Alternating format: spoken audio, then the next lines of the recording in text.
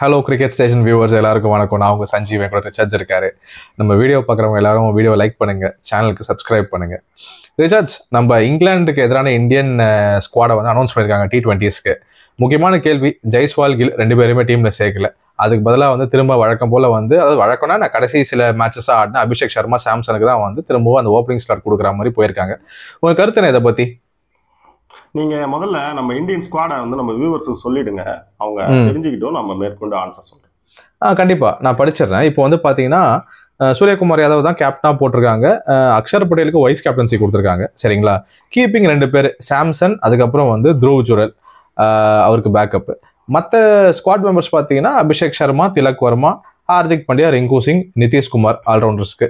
Polling போதும்னா Harshdeep Singh இருக்காரு, ஹர்ஷித் ராணா, அப்புறம் ஷம்மி, சக்கரவர்த்தி, ரவி பிஷ்னாய், சுந்தர். இதுதான் ஸ்குவாட் செட்டப். இப்போ சொல்லுங்க. இப்போ ஆன்சருக்குள்ள போயிடலாம். பிசிசிஐ பொறுத்தவரை பார்த்தீங்கன்னு வச்சுக்கோங்களேன், பக்கத்தில் என்ன ஃபார்மேட்டில் ஐசிசி டிராஃபி இருக்கோ அதுக்கு தான் அவங்க முதல்ல முக்கியத்துவம் கொடுப்பாங்க. நெக்ஸ்ட் அதுக்கடுத்து என்ன ஐசிசி டிராஃபி வருதோ அப்படி தான் டிராவல் பண்ணி போவாங்க. இப்போ அவங்க கையில் பார்த்தீங்கன்னா ஓடிஐ ஃபார்மேட்டில் சாம்பியன்ஸ் டிராஃபி இருக்கு. ஸோ சாம்பியன்ஸ் டிராஃபி தான் அவங்க பார்க்குறாங்க. இப்போ கில், ஜெய்ஸ்வால், ரிஷப் பண்ட், குல்தீப் யாதவ் இவங்கெல்லாம் T20 ஃபார்மேட்டுக்கு வரக்கூடிய இடத்துல இருக்கக்கூடிய பிளேயர்ஸாக இருக்காங்க. அதனால நான் ஓவராலாக எப்படி பார்க்குறேன்னு பார்த்தீங்கன்னா, சஞ்சு சாம்சன் அண்ட் அபிஷேக் சர்மா தான் இனிமேல் கண்டினியூ பண்ணுவாங்க ஓப்பனராக T20லாம் நான் நினைக்க கிடையாது. இது 7 T20 மேட்ச்சில் லாஸ்ட்டாக பார்த்தீங்கன்னா 3 செஞ்சுரி அடிச்சிருக்க சஞ்சு சாம்சனுக்கு தலைக்கு மேலே தொங்குன பழைய கத்தி இன்னும் அப்படியே தான் தொங்கிட்டு இருக்கு. அது 3 செஞ்சுரியாலலாம் அது இன்னும் மாறிடலாம் கிடையாது அப்படிங்கிறது தான் என்னுடைய அபிப்பிராயம்.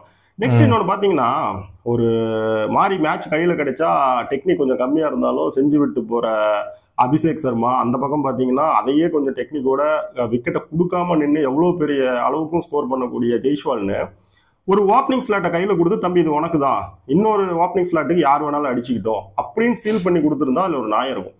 ஆனால் எடுத்ததுமே வைஸ் கேப்டனை கில்ல கொடுத்து, நீ இது உனக்கு உன்னோட இடத்த நாங்கள் சீல் பண்ணி கொடுத்துட்றோம், மீதி இருக்கிற ஒரு இடத்துக்கு யார் வேணாலும் அடிச்சுக்கிட்டோம் அப்படிங்கிற மாதிரி தான் செலெக்ஷன் கமிட்டி போயிருந்துச்சு இந்த இலங்கை கூட நடந்த T20 சீரீஸ். அப்ப அப்படிப்பட்ட ஒரு சம்பவம் ஏற்கனவே நடந்திருக்கிறப்ப அடுத்து அந்த மாதிரி ஒரு சம்பவம் நடக்காதுன்னு நம்ம சொல்ல முடியாது. அதாவது நம்ம ஏற்கனவே இதெல்லாம் பார்த்துருக்கோம்ல. இப்போதைக்கு நான் என்ன சொல்றேன் அப்படின்னா, அபிஷேக் சர்மாவோட இடம் ஒரு பேக்கப் ஓப்பனர்ல இருக்கலாம். அது இருந்தா அதுவே அதிகம், அப்படிதான் நான் நினைக்கிறேன். நெக்ஸ்ட் பாத்தீங்கன்னா ஜெய்ஸ்வால் கட்டாயம் விளையாடுவார், அவரை யாராலையும் அவரை தடுக்க முடியாது. சாம்பியன்ஸ் டிராஃபிக்கே அவர் விளையாண்டா அது ஆச்சரியப்படத்தக்க விஷயம் தான் கிடையாது.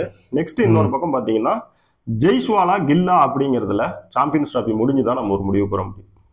ஓகே ஓகே, அதை வச்சும் மாறும் நான் சொல்ல வரீங்க. ஓகே ரிச்சர்ட்ஸ், இது ஓப்பனிங் பேட்ஸ்மேனை பற்றி நம்ம பேசிட்டோம். அடுத்து கீப்பிங்க்கு போயிடலாம். முக்கியமான பாயிண்ட் என்ன பார்த்தீங்கன்னா, ரிஷப் பண்ட் ஸ்குவாட்லேயும் இல்லை, 15 மெம்பர் ஸ்குவாட்லேயும் இல்லை. சாம்சனை தான் மெயினாக எடுப்பாங்க. ஏன்னா அவர் ஆல்ரெடி 11ல் இருக்கார், ஓப்பனிங் பேட்ஸ்மேனாக இருக்கார். அவருக்கு பேக்கப் த்ருவ் ஜுரல் போட்டிருக்காங்க. அவருமே ஜிதேஷ் சர்மாவை வெளில அனுப்பிட்டு தான் அவர் பேக்கப்பாக எடுத்திருக்காங்க. ஸோ பொதுவாக இந்த செலெக்ஷன்ஸ் வெளில விட்ட பிளேயர்ஸ் பற்றிலாம் என்ன நினைக்கிறீங்க? ஜிதேஷ் சர்மாவை வெளியே விட்டது சரிதான், அது ரொம்ப தப்புன்னெலாம் ஒன்றும் கிடையாது. த்ருவ் ஜுரல் கொண்டு வந்திருக்கிற த்ருவ் ஜுரலும் கரெக்டான ஆள் தானே. அவருக்கு இனிமேல் தொடர்ந்து வாய்ப்புகள் கொடுப்பாங்க. அந்த பயணம் முடிஞ்ச வரைக்குமே இன்னும் நிறைய அடுத்தடுத்த ஃபார்மேட்ல விளையாட வைக்க பார்ப்பாங்க. ஏன்னா த்ருவ் ஜுரல் கொஞ்சம் செகண்ட் விக்கெட் கீப்பரான இடத்துக்கு இந்தியாவில் ரொம்ப நாள் இருக்க போறாரு. அந்த பக்கம் நீங்க பாத்தீங்கன்னா ரிஷப் பண்டை நீங்க உள்ள கொண்டு வரீங்கன்னா த்ருவ் ஜுரல் இடத்துக்கு தான் கொண்டு வர முடியும். உங்களுக்கு இப்போதைக்கு இந்த 5 மேட்சுக்கான ஒரு ஓப்பனர் பாத்தீங்கன்னா ஃபர்ஸ்ட் விக்கெட் கீப்பரான சஞ்சு சாம்சன் தான் பண்ண போறாரு. அப்போ ஒரு லாங் டூர்ல இருந்து வர ரிஷப் பண்டை கூட்டிட்டு இங்க ஏன் உட்கார வைக்கணும், சரி நீங்க ரெஸ்ட் எடுங்க, அடுத்து பார்க்கலாம் அப்படிங்கிற மாதிரி தான் விட்டுருக்காங்க. ரெண்டாவது, கொண்டே வந்தாலும் ஒரு பேச்சுக்கு விளையாடவே வைக்கிறாங்க பிளேயிங் லெவல்ல அப்படின்னு பார்த்தா எந்த இடத்துல விளையாட வைப்பீங்க? அதிகபட்சம் மேல கொண்டு போனீங்கன்னா நம்பர் 3 கொண்டு போவீங்க. நம்பர் 3ல ஆல்ரெடி திலக் வர்மா 2 செஞ்சுரி அடிச்சு அங்க ஸ்ட்ராங்கா உட்கார்ந்து இருக்காரு. நம்பர் 4ல சூரியகுமார் வரதுக்கு ஒரு ஹெல்ப்பா இருக்குது. அது ஓப்பனிங்ல பாத்தீங்கன்னா அபிஷேக் சர்மா ஒரு குயிக்கா ஏதாவது ஒரு பண்ணி தராரு. நெக்ஸ்ட் சஞ்சு சாம்சன் 7 மேட்ச்ல 3 செஞ்சுரி அடிச்சிருக்காரு. இந்த ஃபர்ஸ்ட் 4 இந்தியாவுக்கு T20 செட்டப்ல ரொம்ப நல்லா இருக்கு. ஏன்னா மேலேயே உங்களுக்கு பாத்தீங்கன்னா விக்கெட் கீப்பர் வந்துடுறாரு, ஒரு left hand orthodox part time opener, அதுவும் லெஃப்ட் ஹேண்டர் வந்துடுறாரு. இன்னொரு பக்கம் நம்பர் 3ல ஆஃப் ஸ்பின் ரைட் ஹேண்ட்ல போடுற ஒரு part time left hand batsman வந்துடுறாரு. நம்பர் 3ல லெஃப்ட் ஹேண்ட் பேட்ஸ்மேன் ரொம்ப முக்கியமான அவசியம் T20 செட்டப்ல. ஏன்னா மிடில் ஓவர்ஸ் எல்லாமே பாத்தீங்கன்னா உங்களுக்கு லெஃப்ட் ஹேண்ட் ஆர்த்தடாக்ஸ் பவுலரும் லெக் ஸ்பின் பவுலரும் தான் வராங்க. அதை அட்டாக் பண்ணி விளையாடுறதுக்கு ஒரு லெஃப்ட் ஹேண்ட் பேட்ஸ்மேன் உங்களுக்கு நம்பர் 3ல இருக்கிறது T20ல ஒரு கட்டாயமாவே மாறிட்டு வருது. இப்போ அந்த இடத்துல உங்களுக்கு ஆஃப் ஸ்பின்னும் போடக்கூடிய திலக் வர்மா கிடைக்கிறாரு. புரியுதுங்களா? சோ வந்து நீங்க ரிஷப் பண்ட் இல்லாம பாத்தீங்கன்னா கிடைக்கிற அட்வான்டேஜ் வந்து பாத்தீங்கன்னா அந்த நம்பர் 4ல நிறைய கிடைக்குது.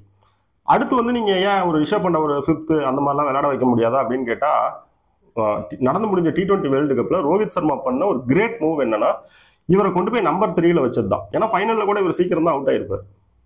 சோ நீங்க அவுட் ஆகுறீங்க, நீங்க சீக்கிரம் வெளியே கிளம்புறீங்க, இல்ல பெரிய ஸ்கோர் அடிக்கிறீங்க, எது வேணாலும் செய்யுங்க. ஆனா எதா இருந்தாலும் மேலேயே செஞ்சிருங்க. ஏன்னா எங்களுக்கு விக்கெட் கையில இருந்தா நாங்க பின்னாடி எந்த நடந்தாலும் பாத்துக்குவோம். இப்ப ரிஷப் பண்ட் மாதிரி வந்து ஒரு பேட்ஸ்மேனுக்கு நீங்க அந்த மாதிரி தான் கொடுக்கணும். டாப் ஆர்லயே பண்ணிட்டு கிளம்பா, அடிச்சா அடி, இல்லைன்னா விடு நாங்க பாக்குறோம். அதே வந்து ஒரு 5th வந்து அவர் இந்த மாதிரி செஞ்சா அவங்களால என்ன செய்ய முடியும்? ஒண்ணுமே பண்ண முடியாது இல்ல. அப்புறம் டெயில் வந்து எக்ஸ்போஸ் ஆயிடும். கரெக்ட். ஆமா, உடனே டெயில் எக்ஸ்போஸ் ஆயிடும். சோ வந்து இப்ப இந்த செட்டப்ல வந்து ரெஸ்டா கொடுத்திருந்தாலும் சரிதான், எடுக்காம விட்டுருந்தாலும் சரிதான். இதுதான். Okay okay. ஸோ ரிஷப் பண்டோட எக்ஸ்க்ளூஷன் கரெக்ட்னு சொல்றீங்க. That is okay. இப்போ நம்ம அடுத்த போலிங் யூனிட்டை பத்தி பார்த்துருவோம். ஷம்மி வந்து முக்கியமா வந்து திரும்ப வந்திருக்காரு. அது நீங்க அதை பத்தி முக்கியமா பேசியே ஆகணும். அதை பத்தி என்ன நினைக்கிறீங்க? அவர் சாம்பியன்ஸ் டிராஃபிக்கு பாக்குறாங்க. ஓகே, T20 செட்டப்ல எடுத்ததுக்கான காரணம் என்ன? ஹர்ஷித் ராணா, ஹர்தீப் சிங், முகமது சமி, ஹர்திக் பாண்டியா இவங்க தான் அப்படி ஒரு ஃபாஸ்ட் பவுலிங் யூனிட்ல இந்த ஸ்குவாட்ல இருக்காங்க. நிதிஷ்குமார், நிதிஷ்குமார் ரெட்டி, இவங்க தான் இருக்காங்க. இந்த பக்கம் நீங்க அப்படியே பாத்தீங்கன்னு வச்சுக்கோங்களேன், முகமது ஷமியை பொறுத்த வரைக்கும் அடுத்த ஒரு ODI மேட்சஸ் வரது, சாம்பியன்ஸ் இங்கிலாந்து ODI சீரீஸ் அண்ட் சாம்பியன்ஸ் டிராஃபிக்கான அந்த ODI ஃபார்மேட்டுக்கான ஒரு வார்ம் அப் தான் இப்ப தர அந்த T20 மேட்ச். ஏன்னா ரொம்ப நாள் கழிச்சு வராரு, ஒரு இன்டர்நேஷனல் டச் முன்னாடியே இருக்கட்டும். 10 ஓவர் போடுறதுக்கு முன்னாடி இன்டர்நேஷனல் லெவல்ல ஒரு 4 ஓவர் போட்டோம், ஒரு வார்ம் அப் மாதிரி தான் கொண்டு வராங்க. T20 செட்டப்லாம் முகமது ஷமி வந்து சும்மா இந்த வார்ம் அப்காக தான்.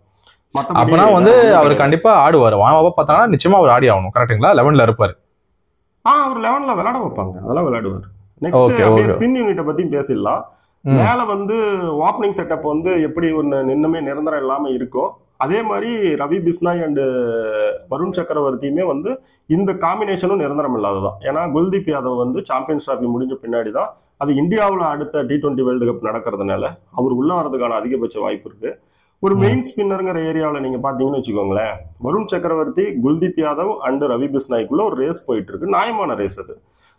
இதுல யாரோ 2 பேரை எடுக்க போறாங்க, வெளியே போற அந்த யாரோ ஒரு ஆள் இருக்க போறாங்க. இதுலயுமே கொஞ்சம் வந்து இந்த சாம்பியன்ஸ் டிராஃபி முடிஞ்ச பின்னாடிதான் நாம ஒரு முடிவுக்கு வர முடியும். அடுத்து எனக்கு ஆக்சுவலி நீங்க என்ன சொல்ல வரீங்கன்னா, ஓப்பனிங்கா இருக்கட்டும், ஸ்பின்னிங்கா இருக்கட்டும், ஆல்ரவுண்டர் ஸ்டார்டா கூட இருக்கட்டும், நிறைய கேள்விகளுக்கு வந்து பதில் வந்து இந்த சாம்பியன்ஸ் டிராஃபி முடிவுக்கு அப்புறம் தான் தெரிய வரும்னு சொல்றீங்க. கரெக்ட்டுங்களா? அது ஒண்ணு நம்ம சொல்றோம். இன்னொன்னு வந்து இதுல விடுபட்ட பெயர்களுமே வந்து எடுக்காம விட்டுருந்தா கூட சரின்னு தான் சொல்றோம். சில பேரை நம்ம இதுல யாரையுமே கட்டாயம் எடுத்துருக்கணும் அப்படின்னு இப்போதைக்கு வந்து நான் யாரையுமே சொல்லல. ஓகே ஓகே, சொல்லுங்க. அடுத்து வந்து இப்ப ஹர்ஷித் ராணா விளையாடிட்டு இருக்காரு. இந்த ஹர்ஷித் ராணாவோட இடத்த நீங்க எடுத்துக்கிட்டீங்கன்னா இப்ப மயங்க் யாதவ் வந்து இன்ஜுரி. ஓகேங்களா? சோ வந்து அதனால வந்து பாத்தீங்கன்னா இப்ப வந்து அவர் உள்ள இருக்கிற மாதிரி நம்ம இது வச்சுக்கலாம். மயங்க் யாதவ் சரியாகி வந்தாருன்னா இப்ப அவரையுமே வந்து கன்சிடர் பண்ணுவாங்க. அதாவது ராணாக்கு பதிலா மயங்க் யாதவே வந்து உள்ள கொண்டு வருவாங்கன்னு சொல்ல வரீங்க நீங்க. கரெக்ட்டுங்களா? கன்சிடர் பண்ணுவாங்க. இப்ப நீங்க இப்ப வெளியே எடுக்கணும்னா யாரை எடுப்பீங்க? பும்ரா அந்த மாதிரி ஆளுங்க இல்லாத காரணத்தினால தானே உங்களுக்கு ஹர்ஷித் ராணா மாதிரி எல்லாம் இருக்காங்க. கரெக்ட். சோ வந்து இவங்களை க்ரோ பண்ணி விடுறதுக்கு மயங்க் யாதவ பேக்கப்பா கூட கன்சிடர் பண்ணுவாங்க ஃபியூச்சர் மேட்சஸ்ல சொல்ல வரீங்க. கரெக்ட்டுங்களா? ஆமா, ஹர்ஷித் ராணாவா மயங்க் யாதவானா ஒரு சிச்சுவேஷன் வந்தா 2 பேருமே ஃபிட்னஸா இருந்தா மயங்க் யாதவுக்கு தான் முதல்ல இது பண்ணுவோம், ஒரு எட்ஜ் கிடைக்கும். ஓகே, இப்போ பேட்டிங் யூனிட் ஆக்சுவலி போலாமா? நம்ம அதை பத்தியும் சில உங்க கருத்து கேட்கணும்னு இருக்கேன். இப்போ பேட்டிங் யூனிட் பாத்தீங்கன்னா அவ்வளவுதான், நம்ம சூரியகுமார் கேப்டன், மற்றபடி பாத்தீங்கன்னா சாம்சன், அபிஷேக் சர்மா, அதுக்கப்புறம் வந்து திலக் வர்மா, ஹர்திக் பாண்டியா, ரிங்கு சிங், இதுதான் மேஜர் டாப் ஆர்டர் பேட். இந்த யூனிட் பத்தி என்ன நினைக்கிறீங்க நீங்க?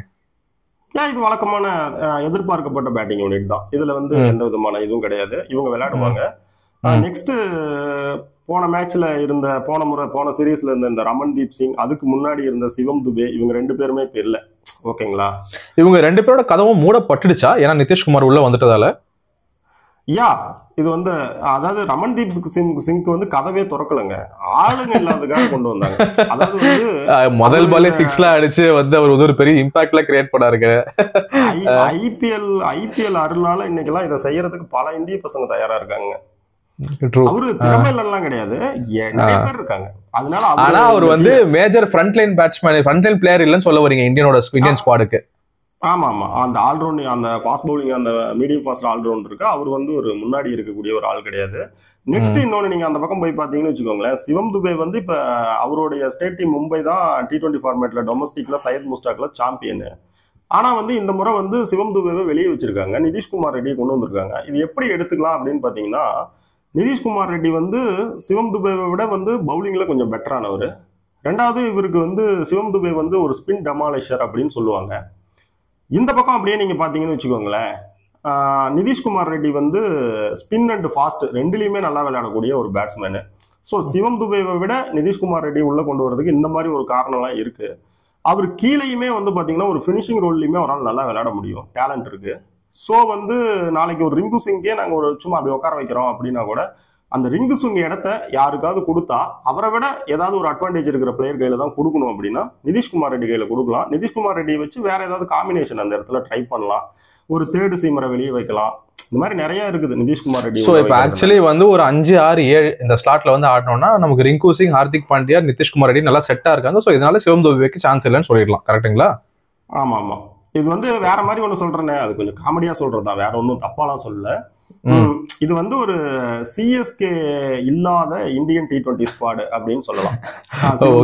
ருதுராஜ் இல்ல, ஏற்கனவே ரவீந்திர ஜடேஜா ரிட்டையர்டு. அதே காமெடிக்காக இன்னொன்னு சொல்லலாமா? கேகேஆர் வந்து கேகேஆர் கோட்டால தான் வந்து ஹர்ஷித் ராணாவை எடுத்திருக்காங்கன்னு சொல்லலாமா? இல்ல, இது கோட்டாங்கிறத தாண்டி ஐபிஎல்ல வந்து இந்தியன் கண்டிஷன்ல அந்த தம்பி கொஞ்சம் நல்லா பண்ணியிருந்தாரு. நெக்ஸ்ட் இன்னொன்னு என்னன்னு கேட்டீங்கன்னா, நீங்க T20 வேர்ல்டு கப்பை வச்சு யோசிக்கிறப்ப உங்களுக்கு எப்படி இருக்கும் அப்படின்னு பாத்தீங்கன்னா, பும்ராங்கிற ஒரு கேரக்டர் வந்து ஹர்தீப் சிங் வந்துடுறாரு, 2 பவுலர் வந்துட்டாங்க. இன்னும் ஒரு 2 பவுலர்னா உங்களுக்கு ஃபிட்னஸ்ல வந்து பாத்தீங்கன்னா ஹர்ஷித் ராணாவும் மயங்க் யாதவும் ரெடி ஆகி நின்னாங்கன்னா மயங்க் யாதவ் தான் கூட்டு போவாங்க. கண்டிப்பா கண்டிப்பா ஷூர். நம்ம எல்லா தரப்புலையும் எல்லா இந்த டிபார்ட்மெண்ட் ஆஃப் த இந்தியன் ஸ்குவாடை பத்தி நம்ம அனலைஸ் பண்ணிட்டோம். ரிச்சர்ட்ஸ், உங்களுக்கு வேற ஏதாவது பாயிண்ட் உங்களுக்கு பேசணுமா? இல்லைன்னா நம்ம வீடியோ முடிச்சுக்கலாம். இல்ல எனக்கு இதுல வந்து ஓவராலா வந்து இது வந்து ரொம்ப கரெக்டா தான் சூஸ் பண்ணிருக்காங்க. என்னன்னா சாம்பியன்ஸ் டிராபிக்கு பின்னாடி இதுக்குள்ள பெரிய ஏதாவது காமெடி பண்ணி விட்டுறக்கூடாது அப்படிங்கிறது. அதாவது இது மாத்தக்கூடாதுன்னு சொல்ல, ஜெய்ஸ்வாலுக்கு எல்லாம் இங்க வேலை இருக்கு, குல்தீப் எல்லாம் வரதுக்கான ஒரு சான்சஸ் இருக்கு.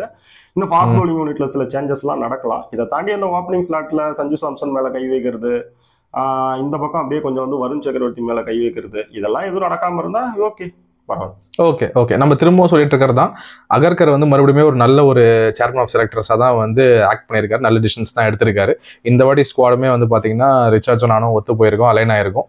ஸோ ஸ்குவாட் கரெக்டாக தான் எடுத்திருக்காருன்னு ரிச்சர்ட்ஸும் ஃபீல் பண்ணுறாரு. ஸோ அதான் வியூவர்ஸ், மேட்சஸ் நடக்கும்போது நம்ம ஃபர்தர் அனாலிசிஸ்லாம் பார்ப்போம். இப்போதைக்கு thank you viewers, thank you Richards. Thank you.